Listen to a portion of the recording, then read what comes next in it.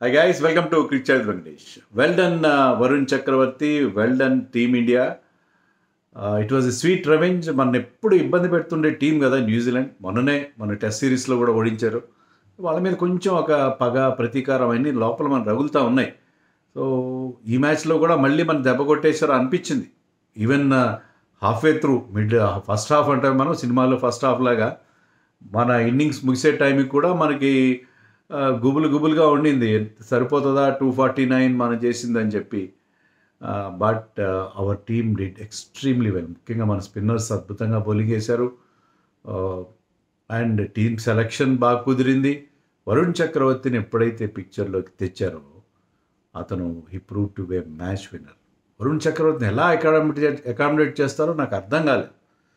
నేను వరుణ్ చక్రవర్తిని టీంలోకి తీసుకురావడం కష్టం అని చెప్పాను, కానీ తీసుకురాకూడదని చెప్పలేదు. Varun and Kuldeep playing together మనకు బ్రహ్మాండమైన విన్నింగ్ ఫార్ములా అవుతుంది. కానీ దాన్ని ఎలా అకామిడేట్ చేస్తారు వరుణ్ని అనుకుంటే ఒక చాలా చాలా సాహసోపేతమైన నిర్ణయం, డేరింగ్ స్టెప్ తీసుకున్నారు. ఏంటంటే playing 4 spinners. I don't remember India playing 4 front line spinners. ఎప్పుడైనా నాకు మీరు ఎవరికైనా తెలిస్తే చెప్పండి, ఎందుకంటే మన ఛానల్ చూసిన వాళ్ళు చాలా నాలెడ్జబుల్ పీపుల్ ఉన్నారు. ఎప్పుడైనా 4 స్పిన్నర్స్ ఆడించాం మనం? నాకైతే ఇమీడియట్గా స్ట్రైక్ అవ్వట్లేదు. 4 స్పిన్నర్స్ని ఆడించడం, ఇద్దరే పేసర్స్, దాంట్లో ఒకరు ఆల్రౌండర్. బట్ బహుశా లాస్ట్ మ్యాచ్లో హార్దిక్ పాండ్యా బౌలింగ్ చేసిన తీరు చూసిన తర్వాత ఈ bowled beautiful in the last match against Pakistan. ఆ కాన్ఫిడెన్స్ వచ్చినట్టు. సో హార్దిక్ పాండ్యా, షమీతో వెళ్ళొచ్చు మన మ్యాచ్లోకి. 4 స్పిన్నర్స్ వెళ్దాం. పిచ్ను కూడా బాగా రీడ్ చేశారు, బాగా చదివారు. తెలుగులో చెత్త మాట వాడాలంటే హిందీలో అంటారు అచ్చా పడ్లి ఆ పిచ్చుకో అని. పిచ్ని చదవడం ఏంటి, ఇంగ్లీష్లో బాగుంటుంది, పిచ్ని రీడ్ చేయడం అంటే తెలుగులో బాగుంటుంది. సో ఆ పిచ్ని కరెక్ట్గా రీడ్ చేశారు మన వాళ్ళు. స్పిన్కి అనుకూలించి చెప్పి స్లో పిచ్, బాల్ గ్రిప్ అవుతుంది, టర్న్ అవుతుంది. సో దాంతో 4 స్పిన్నర్లు ఆడించారు. మన స్పిన్నర్ల దాటికి వాళ్ళు విలవిలలాడిపోయారు న్యూజిలాండ్ బ్యాట్స్మెన్. సో మనం చేసిన 249 బిలో పార్ అనిపించింది.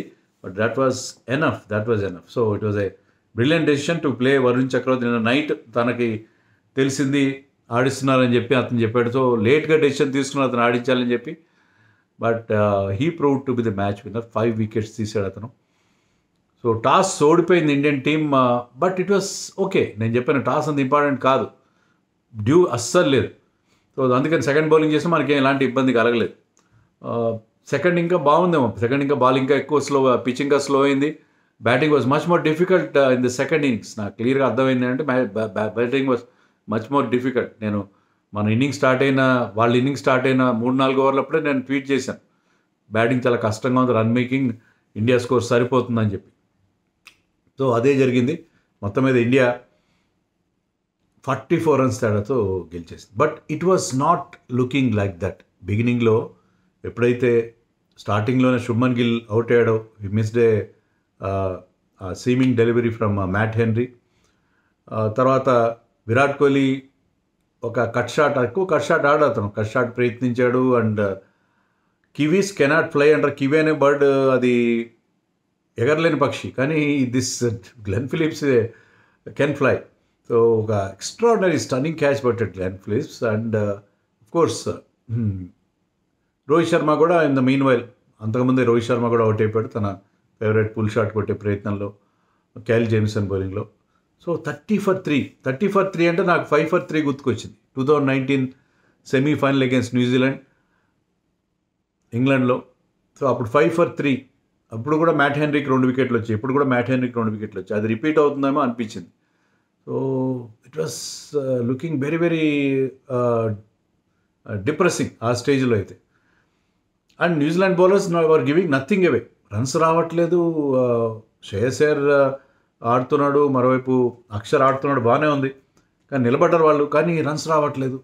మెయిడెన్స్ కాకపోయినా ఓవర్కి 1-2 రన్స్ వస్తున్నాయి. సో నాకేమనిపించింది అంటే మళ్ళీ అది రిపీట్ అవుతుందా అనిపించింది. కానీ ఆ టీంకి ఈ టీంకి ఉన్న తేడా ఏంటంటే మనకి ఇక్కడ మిడిల్ ఆర్డర్ సాలిడ్గా ఉంది. ముఖ్యంగా Shreyas Iyer is an extraordinary form. మన వరుణ్ చక్రవర్తి గురించి మాట్లాడుకున్నాం, కానీ ఈ విజయంలో శ్రేయస్ అయ్యర్ కూడా అంతే ఇంపార్టెంట్ రోల్ ప్లే చేశారు. ఆ టఫ్ పిచ్ మీద, బికాజ్ ఈ ప్లే స్పిన్ సో వెల్, ఆ స్పిన్నర్స్ని ఎదుర్కోవడం, అతను ఉన్న ఫామ్ని చక్కగా యూజ్ చేసుకున్నాడు. బ్రహ్మాండమైన ఇన్నింగ్స్ ఆడ. 79 వాస్ ప్రాబ్లీ వరుణ్ చక్రవర్తికి రెండో లేదా 3 వికెట్లు వచ్చుంటే Shreyas Iyer would have got the man of the match out because he played so well. So ఆ 79 అతని 98 run partnership with Akshar Patel was so important for India getting this score. అదే మనం అప్పుడు 5 for 3 తర్వాత మనం కోలుకోలేకపోవడానికి ఇక్కడ మనం 5 for 3 కూడా 249 చేయడానికి ఉన్న తేడా అది. సో శ్రేయస్ అయ్యర్ అండ్ అక్షర్ పటేల్ ఎక్కడైనా బ్యాటింగ్ చేస్తాడు, ఎక్కడైనా బౌలింగ్ చేస్తాడు. పవర్ ప్లేలో బౌలింగ్ చేస్తాడు, బ్యాటింగ్లో నెంబర్ 4లో నెంబర్ 5లో ఎక్కడైనా బ్యాటింగ్ చేయగలడు. అలాగే ఫీల్డింగ్ కూడా బాగా చేస్తాడు, అద్భుతమైన క్యాచ్ కూడా పట్టాడు. సో అక్షర్ పటేల్ కంట్రిబ్యూషన్ ఉంది. శ్రేయస్ అయ్యర్ బ్యాటెడ్ బ్యూటిఫుల్లీ, స్పిన్నర్స్ని కానీ పేసర్స్ని కానీ చాలా చక్కగా ఎదుర్కొన్నాడు. షార్ట్ బాల్ బాగా finally he got consumed by the short ball it's, but till that point he played extremely well. So ఆ పార్ట్నర్షిప్, ఆ 98 రన్ పార్ట్నర్షిప్ మనని చాలా వరకు గండ నుంచి గట్టికిచ్చింది. బట్ స్పిన్నర్స్కి చాలా హెల్ప్ ఉంది. స్పిన్నర్స్ని ఆడడంలో మన వాళ్ళు కష్టపడ్డారు, కానీ మనకు అనిపించింది సో మన దగ్గర కూడా 4 స్పిన్నర్స్ ఉన్నారులే పర్వాలేదు అనిపించింది. సో వీళ్ళిద్దరు అవుట్ అయిన తర్వాత, అక్షర్ అవుట్ అయిన తర్వాత, శ్రేయస్ అవుట్ అయిన తర్వాత even KL Rahul batted well, చేసిన 23 రన్స్, కానీ అతనితో కూడా ఒక 40 రన్స్ 44 రన్స్ అంత partnership with Shreyas Iyer. So అది కూడా చాలా క్రూషియల్ పార్ట్నర్షిప్ మనకి. He also batted well and Hardik Pandya batted beautifully. లాస్ట్లో ఫినిషింగ్ టచ్ ఇచ్చాడు. ముఖ్యంగా కైల్ జేమిసన్ వేసిన 49th ఓవర్లో అనుకుంటా ఈ scored couple of 4s and 6. దాంతో మనకి ఒక రెస్పెక్టబుల్ స్కోర్ వచ్చేసింది, 249 వచ్చింది. హార్దిక్ పాండ్యా ఆల్రౌండ్ ఎబిలిటీ మరొకసారి ప్రూవ్ అయింది. And even Jadeja gave him good support. Jadeja scored 16 runs. But so ఇది ఒక్కరి ఎఫర్ట్ కాదు, ఒక వరుణ్ చక్రవర్తి కాదు, almost everybody contributed. New Zealand fielding అద్భుతం. వాళ్ళు గ్రౌండ్ ఫీల్డింగ్ కానీ, విలియమ్సన్ పట్టిన క్యాచ్ అది ఇంకా అద్భుతంగా ఉంది. విలియమ్సన్ క్యాచ్ గ్లెన్ ఫిలిప్స్ క్యాచ్కి ఏమాత్రం తీసిపోదు. సో వాళ్ళ ఫీల్డింగ్ అద్భుతంగా ఉంది. దాంతో ఏంటంటే హాఫ్ ఛాన్సెస్ని వాళ్ళు క్యాచెస్గా కన్వర్ట్ చేయగలిగారు. గ్రౌండ్ ఫీల్డింగ్లో చాలా రన్స్ ఆపారు. అంతా బాగుంది. వాళ్ళ క్యాప్టెన్సీ బాగుంది, మంచి ఫీల్డ్ ప్లేసింగ్ పెట్టాడు. వికెట్లు ఫీల్డ్ స్ప్రెడ్ చేయగలిగి కూడా ఈ captain in the ring and denied Indian players singles. So చాలా ఎఫెక్టివ్గా అనిపించారు వాళ్ళు. 249 సరిపోతుందా లేదా అని అనిపించింది. న్యూజిలాండ్ కొట్టేస్తుందిలే అని అనుకున్నాం మనం. రచిన్ రవీంద్ర ఉన్నాడు. బట్ ఇండియా బౌలింగ్ స్టార్ట్ చేసినప్పుడు మన బౌలర్స్ కూడా చాలా చాలా చాలా కంట్రోల్డ్గా బౌలింగ్ చేశారు, చాలా యాక్యురేట్గా బౌలింగ్ చేశారు. షమీ కావచ్చు, హార్దిక్ పాండ్యా కావచ్చు, ఎవ్రీబడి బౌల్ బ్రిలియంట్. ఫీల్డింగ్లో 1-2 చిన్న ల్యాప్సెస్ ఉండొచ్చు, కానీ ఆ pressure situation, but still fielders కూడా బాగా చేశారు. సో ఎప్పుడైతే రచిన్ రవీంద్ర అవుట్ అయ్యాడో, రచిన్ రవీంద్ర ఒక షార్ట్ బాల్తో అతను అవుట్ చేశాడో Hardik Pandya, that ball went very high and Akshar Patel running catch పట్టాడు. అంత హై క్యాచ్ని జడ్జి చేయడం, ఉన్న దగ్గర నిలబడి జడ్జి చేయడం కష్టం, రన్నింగ్ చేసుకుంటూ పర్ఫెక్ట్గా జడ్జ్ చేశాడు. డైవ్ కొట్టిన కూడా బాల్ చేతి నుంచి జారిపోకుండా కాపాడుకోగలిగాడు. అక్షర్ పటేల్ కూడా మనం జడేజా అనుకుంటాం, Akshar Patel is very good fielder. So చాలా అన్ఇజ్యూమింగ్, చాలా అందరితో సరదాగా నవ్వుతా, షై స్మైల్ ఉంటుంది అతని ఫేస్లో. ఎప్పుడు ఎవరితో గొడవలు వివాదాలు ఏ ఉండవు అతను. And he such a nice guy Akshar Patel and he contributes in every match. So ఆ క్యాచ్, ఎందుకంటే రచిన్ రవీంద్ర ఉన్న ఫామ్ మనకు తెలుసు. లాస్ట్ మ్యాచ్లో సెంచరీ చేశాడు, ఎంత బాగా ఆడతాడు ఇండియన్ కండిషన్లో తెలుసు. అతను వికెట్ ఎర్లీగా రావడం మనకు చాలా మేలు. But Williamson batted beautifully. Williamson last 2 మ్యాచెస్లో ఫెయిల్ అయ్యాడు. సో అతను ఫామ్లో లేడనుకుంటే ఇలాంటి వికెట్ మీద, టఫ్ వికెట్ మీద ఎలా ఆడాలనేది ఒక మాస్టర్ క్లాస్ అతని ఇన్నింగ్స్. అద్భుతంగా ఆడాడు. స్పిన్నర్స్ని టైం తీసుకుని ఆడడం కానీ, ఈ ప్లేస్ సో లేట్. సో దానివల్ల అతను బ్రహ్మాండమైన ఇన్నింగ్స్ ఆడాడు. బట్ ఈ could not win dum the match. Positive intent లేదు ఎవరి దగ్గర కూడా. డెరెల్ మిచెల్ వచ్చాడు. విలియంగ్ని తన సెకండ్ ఓవర్లోనే అవుట్ చేశాడు, క్లీన్ బౌల్ చేశాడు, ప్లేడ్ ఆన్ అయ్యాడు అతను. వరుణ్ చక్రవర్తి ఈ పిచ్ మీద స్పిన్నర్స్కి టర్న్ ఉంది, గ్రిప్ ఉంది. ఇలాంటి పిచ్ మీద వరుణ్ చక్రవర్తిని పట్టుకోవడం కష్టం. సో వరుణ్ చక్రవర్తి వచ్చి రావడంతో సెకండ్ ఓవర్లోనే విలియంగ్ని అవుట్ చేసి డెరెల్ మిచెల్ని తీసుకున్నారు, డెవన్ కాన్వెని పక్కన పెట్టి. బట్ ఇంటెంట్, పాజిటివ్ ఇంటెంట్ లేదు. ఇద్దరి మధ్య ఒక పార్ట్నర్షిప్ చూసాం, మిచెల్ అండ్ విలియమ్సన్. మన టీంలో ఏంటంటే శ్రేయస్ అయ్యర్, అక్షర్ మొదట్లో స్లోగా ఆడినా తర్వాత వాళ్ళు కొన్నిసార్లు కొన్ని అగ్రెసివ్ షాట్స్ ఆడారు. లాస్ట్లో హార్దిక్ పాండ్యా కూడా అగ్రెషన్ చూపించాక వాళ్ళు పాజిటివ్ వినట్లేదు. దాంతో ఏంటంటే స్పిన్నర్స్ మన వాళ్ళు కూడా అవకాశం ఇవ్వలేదు. Everybody bowled well. Akshar Patel అయితే ఎంత టైట్ బౌలింగ్ వేసాడంటే, ఈ బౌల్డ్ ఫ్రమ్ పవర్ ప్లే వరుసగా 7-8 ఓవర్లు వేసినట్టున్నాడు అతను. ఆ ఓవర్లో చాలా tight. Varun Chakravarthy so they squeeze runs, ఎక్కడ వాళ్ళు ఊపిరి సలపనివ్వాలి. తర్వాత జడేజా వచ్చాడు. Jadeja was getting more turn. Jadeja was getting turn. అతను క్విక్గా వేసినా కూడా మరింత అది ఆ నిప్ అండ్ ఆ టర్న్ అతని బౌలింగ్లో మరింత కష్టమైంది. అది ఇంకా కుల్దీప్ గురించి చెప్పేదాం. కుల్దీప్ ఆ వేరియేషన్స్తో ఇబ్బంది పెట్టాడు. సో ఆ పార్ట్నర్షిప్ అతనే బ్రేక్ చేశాడు. మనం 2 వికెట్లు తొందరగా పడిన తర్వాత మిచెల్ అండ్ విలియమ్సన్ మనకు కొంచెం టెన్షన్ క్రియేట్ చేశారు. బట్ ఆ పార్ట్నర్షిప్ని కుల్దీప్ బ్రేక్ చేశాడు. So Kuldeep and Varun Chakravarthy bowling in the middle overs is like a dream. మనం ఏం చేస్తారో తెలియదు. ఇదే ఫార్ములాతో ఇద్దరు పేసర్స్తో వెళ్తారో ఏం చేస్తారో నాకు తెలియదు. ఎందుకంటే బ్యాటింగ్లో డెప్త్ కావాలి. You have to play both Jadeja and Akshar. So and you have to play Kuldeep and Varun Chakravarthy. So 4 స్పిన్నర్స్తోనే ఇదే ఫార్ములాతో ఇదే గ్రౌండ్లో ఆడతాం కాబట్టి ఆడతారు. బట్ వీళ్ళిద్దరూ bowling in the middle overs is like a dream for India. ఎందుకంటే వాళ్ళు వికెట్స్ తీస్తారు.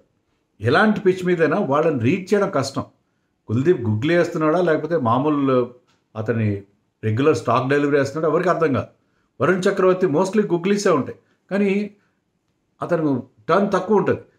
స్టంప్ టు స్టంప్ ఉంటుంది అతని లైన్. ఎప్పుడు అతన్ని యూ మిస్ ఐ హిట్ అన్నట్టుగా ఉంటాడు.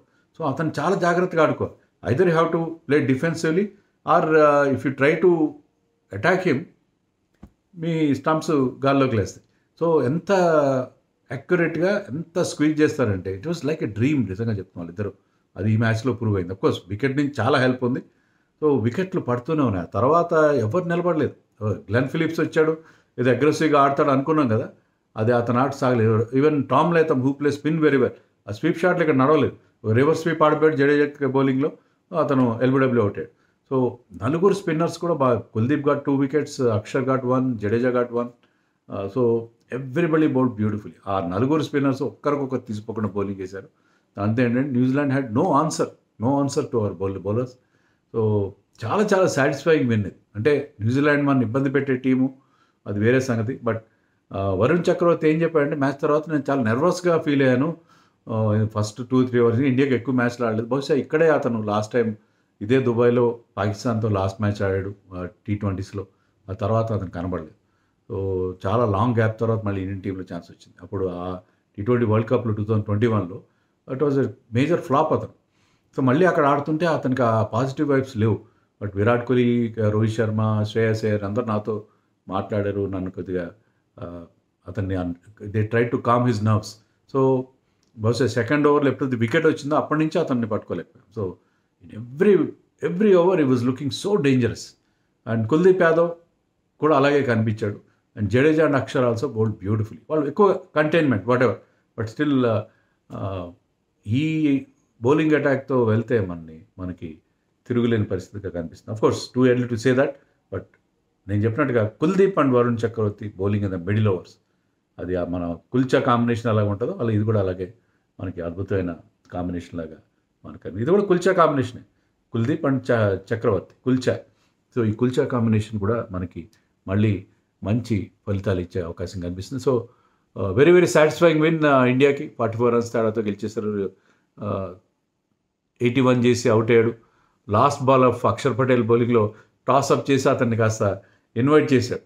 ఆ టెంప్టేషన్లో పడి స్టంప్ అవుట్ అయ్యాడు Williamson. So Akshar Patel got wicket of his last ball of the spell. So చాలా సాటిస్ఫైయింగ్ మన స్పిన్నర్స్ కానీ అందరి కాంట్రిబ్యూషన్. కోర్స్ విరాట్ కోహ్లీ తన 300 మ్యాచ్లో ఎక్కువ రన్స్ చేయలేకపోయాడు, రోహిత్ శర్మ పెద్దగా రన్స్ చేయలేకపోయాడు. But still I think because ఆ బిగ్ గన్స్ బాగా ఆడకపోయినా, శుభ్మన్ గిల్ ఫెయిల్ అయినా మిడిల్ ఆర్డర్ మనని సేవ్ చేసింది. అది ఈ మ్యాచ్లో ఉన్న బ్యూటీ. ఏమంటారు?